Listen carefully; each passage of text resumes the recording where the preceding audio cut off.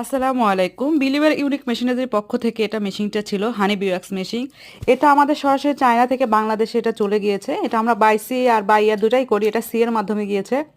তো আজকে by C থেকে আমাদের চট্টগ্রাম পোর্ট থেকে এটা ঢাকা কাস্টমে এসেছে। এটাতে কাস্টম থেকে এটা বের করার পরে এটা গাড়িতে ওঠানো যায়। দেখেন এটা ফুল কন্টেনার।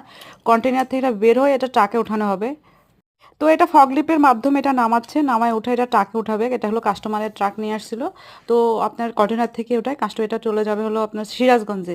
সিরাজগঞ্জে আমাদের একটা ক্লায়েন্ট ছিল, সে আসলে এই মেশিনটা নিয়েছে।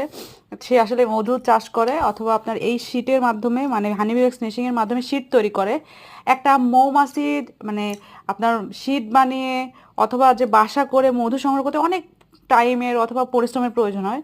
সেক্ষেত্রে এই শীটের মাধ্যমে উনি আসলে অনেক দ্রুত কম সময়ে অনেক বেশি পরিমাণে মানে শীট তৈরি করতে পারে। এর জন্য আসলে সে মেশিনটি নিয়েছে।